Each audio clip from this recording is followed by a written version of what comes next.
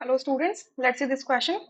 The question says the heat of neutralization of a strong dibasic acid in dilute solution by NaOH is nearly. चार options यहाँ दिए हुए हैं और ये जो ऑप्शंस है इसमें आप पॉजिटिव और नेगेटिव वैल्यूज देख रहे हैं। यूनिट आपकी किलो कैल की है एंड विद रिस्पेक्ट टू कहीं पे इक्विवेलेंट लिखा हुआ है तो कहीं पर मोल लिखा हुआ है। ठीक है। अच्छा, तो यहाँ पर हीट ऑफ न्यूट्रलाइजेशन की बात हो रही है, तो हीट ऑफ न्यूट्रलाइजेशन इसका क्या मतलब होता है? हीट ऑफ न्यूट्रलाइजेशन का क्या मतलब होता है? ये वो एंथैल्पी होती है, ये वो हीट एनर्जी होती है that is released, heat energy that is released. ठीक है। When one mole of H plus ions, when one mole of H plus ions combine with one mole of OH negative ions in dilute solution to give undissociated water. जब undissociated water हमें मिल जाता है तो उस time पे क्या होती है, एनर्जी रिलीज हो रही है, क्योंकि क्या हो रहा है, H प्लस और OH नेगेटिव के बीच में बॉन्ड बन रहा है। तो ऑब्वियसली जब बॉन्ड बनता है तो एनर्जी रिलीज होती है, तो इस टाइम पे जो एनर्जी रिलीज होती है इस एनर्जी का क्या नाम होता है? Enthalpy of neutralisation. न्यूट्रलाइजेशन, और ये कितनी होती है? ये होती है अप्रोक्सीमेटली 50 माइनस 55.84 किलो जूल पर मोल, किलो जूल पर मोल। अब देखो इसको किलो कैल में कैसे कन्वर्ट करोगे? एक्चुअल में we know that one calorie जो होती है वो 4.184 जूल होती है। ठीक है। इसे कई कई जगह तो डायरेक्टली इस वैल्यू से ले रखा है, कई कई जगह क्या हुआ है, डिवाइड इसको राउंड ऑफ करके 4.2 मान लिया गया है, 4.2 जूल मान लिया गया है। तो अगर मैं किलो जूल्स को किलो कैल में कन्वर्ट करना चाहूँ तो क्या करूँ? 4.2 से मैं डिवाइड कर दूं।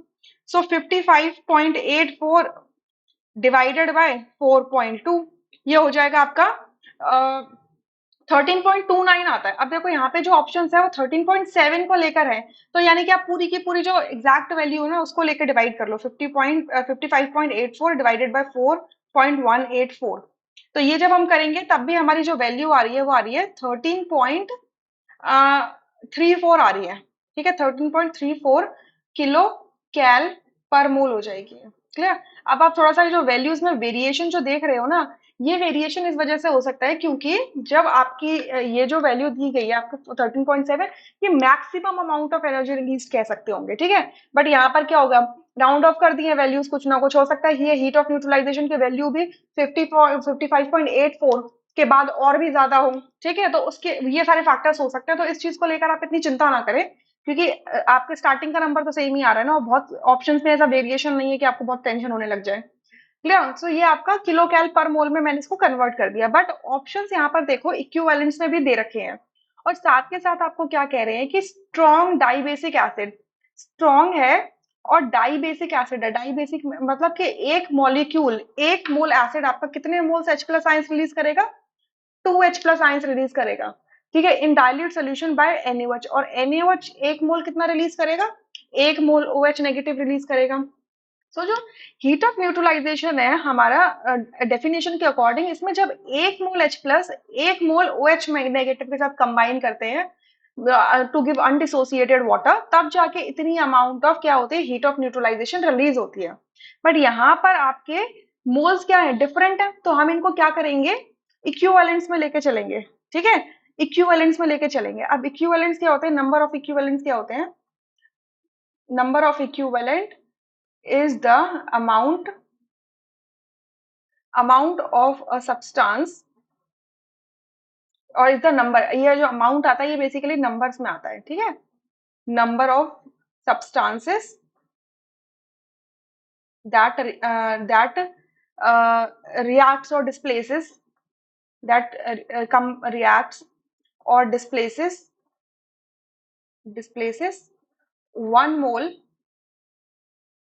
of hydrogen atom। ठीक है, obviously hydrogen atom as H plus के फॉर्म में। ठीक है, तो उसको हम क्या बोलते थे, वन इक्विवेलेंट बोल देते हैं। जब एक मोल H प्लस एटम्स या H एटम्स आपके डिस्प्लेस होते हैं या रिएक्ट करते हैं किसी एक सब्सटेंस के साथ में, तो उसका जितनी भी क्वांटिटी इस्तेमाल हो रही होगी उस सब्सटेंस की, उसको क्या बोलेंगे, नंबर ऑफ इक्विवेलेंट्स बोलेंगे। क्लियर? अब देखो हमारा जो 2H+ आयंस हैं ये कंबाइन कर रहे हैं OH नेगेटिव के साथ में। तो हमें पता है 1:1 का रेशियो लेके चलना है, तो यहाँ पे हम मोल के रिस्पेक्ट में नहीं लेके जा सकते। हमें किसके साथ में जाना पड़ेगा, किसके रिस्पेक्ट में जाना पड़ेगा, ठीक है, हमें जाना पड़ेगा इक्विवेलेंट के रिस्पेक्ट में। तो हमारा ये जो OH नेगेटिव है, सिंस क्योंकि ये NaOH से प्रोड्यूस हो रहा है और NaOH सिर्फ एक OH नेगेटिव आयन रिलीज कर सकता है, यानी कि एक मोल रिलीज कर सकता है, यानी कि इसके कितने इक्विवेलेंट्स रिलीज हो रहे हैं, 1 इक्विवेलेंट रिलीज हो रहे हैं। तो इसका 1 इक्विवेलेंट सिर्फ H+ के 1 इक्विवेलेंट के साथ में रिएक्ट करेगा, इसके कितने साथ में रिएक्ट करेगा, सिर्फ 1 इक्विवेलेंट के साथ में। सो क्या हो जाएगा कि since 1 equivalent of OH negative ion is reacting with 1 equivalent of H+ ion, अब हम जानते हैं कि 1 इक्विवेलेंट ऑफ H+ जो होते हैं that is equal to 1 mole of H+ होते हैं, ठीक है, 1 मोल ऑफ H+ होते हैं। क्लियर? सो अगर आप कह रहे हो कि यहाँ से 1 इक्विवेलेंट ऑफ H+ रिएक्ट कर रहा है किसके साथ, 1 इक्विवेलेंट ऑफ OH के साथ में, सो दोनों क्या है, इक्वल है, 1 इक्विवेलेंट बोलो या 1 मोल बोलो। तो यानी कि इस केस में भी जो एनर्जी रिलीज होगी वो कितनी होगी, डेल्टा H न्यूट्रलाइजेशन होगी, वो कितनी होगी, -13 मैं इसको 3-4 लिख दूं आपकी कन्वीनियंस के लिए, या फिर मैं 3-4 ही लिख देती हूँ, ठीक है, -13.34 किलो कैल पर इक्विवेलेंट, क्योंकि H+ आयंस के केस में, ठीक है, H+ आयंस के केस में, या आप ये कह लो OH नेगेटिव आयंस के केस में क्या हो रहा है, 1 मोल और 1 इक्विवेलेंट क्या है, इक्वल है। अब आपके हाइड्रोक्सी का तो सिर्फ या तो 1 मोल बोल लो या फिर 1 इक्विवेलेंट बोल लो, सिर्फ इतनी ही क्वांटिटी गिवन है ना, इस वजह से ये हाइड्रोजन के सिर्फ 1 इक्विवेलेंट या 1 मोल के साथ रिएक्ट करेगा। क्लियर? इसी वजह से same amount of energy would be released, that is -13.34 kilo cal per equivalent. Clear? सो यहाँ पर जो आपका ऑप्शन होगा वो आपका थर्ड ऑप्शन करेक्ट होगा, राइट, थर्ड ऑप्शन करेक्ट होगा, रेस्ट ऑप्शंस इनकरेक्ट हो जाएंगे। अब यहां से दिमाग में एक बात आनी चाहिए आपके कि अगर 1 इक्विवेलेंट और 1 मोल इक्वल ही है, तो आप इसे ऐसे क्यों नहीं बोल सकते कि इसका क्योंकि 2 मोल्स आपके हाइड्रोजन के यूज हो रहे हैं यहाँ पर और 1 मोल हाइड्रोक्सी का हो रहा है, तो हम इसे पर मोल क्यों नहीं बोल सकते, हम इस वजह से नहीं बोल सकते क्योंकि at one point of a time आपका जो स्ट्रॉन्ग डाइबेसिक एसिड है यहाँ पे 2 H+ आयंस रिलीज करेगा, बट NaOH सिर्फ एक OH नेगेटिव रिलीज करेगा। इस वजह से हम कैलकुलेशन OH नेगेटिव के रिस्पेक्ट में करेंगे, यानी कि OH नेगेटिव का कितना पोर्शन अवेलेबल है, 1 इक्विवेलेंट अवेलेबल है। सो ये चाहे आपका strong dibasic acid 2H+ ions release कर रहे हो, लेकिन वो उसके सिर्फ 1 इक्विवेलेंट के साथ में ही रिएक्ट कर पा रहा है। Clear? I hope you understood. इस वजह से यहाँ से हमने क्या लिया, इक्विवेलेंट वाला लिया हुआ है। क्लियर? और माइनस वैल्यू पॉजिटिव वैल्यू तो पहली बार तो आएगी नहीं, सेकंड ऑप्शन यहाँ से इसी वजह से रूल आउट हो जाएगा। क्लियर? और आप थोड़ा सा ये माइनस इसको अब अगर मैं अप्रोक्सीमेटली मैं राउंड ऑफ नहीं करूंगी इस चीज को, यहाँ पर मैं आपको सिर्फ समझा चुकी हूँ ये चीज बात कि जो न्यूमेरिकल वैल्यू है एक्सपेरिमेंट के दौरान बहुत लंबी आई होगी, बुक्स के अंदर बुक कट शॉर्ट करके 2 डेसिमल प्लेसेस तक दी हुई है, बट ये ऑप्शंस हमें इस तरीके से दिए गए हैं कि वो बता रहे हैं कि मैक्सिमम अलाउेबल या मैक्सिमम वैल्यू जो अटेन हो सकती है न्यूट्रलाइजेशन की फॉर 1 मोल फॉर पर equivalent of this given reaction, वो सिर्फ -13.7 हो सकती है, इससे ज्यादा नहीं हो सकती। ठीक है, तो इस वजह से मैं इसको यहाँ पे और आपको ये नहीं बोलूंगी कि ऑप्शंस गलत है या ऐसे नहीं है, इस चीज को आप इस तरीके से समझने की कोशिश करिए।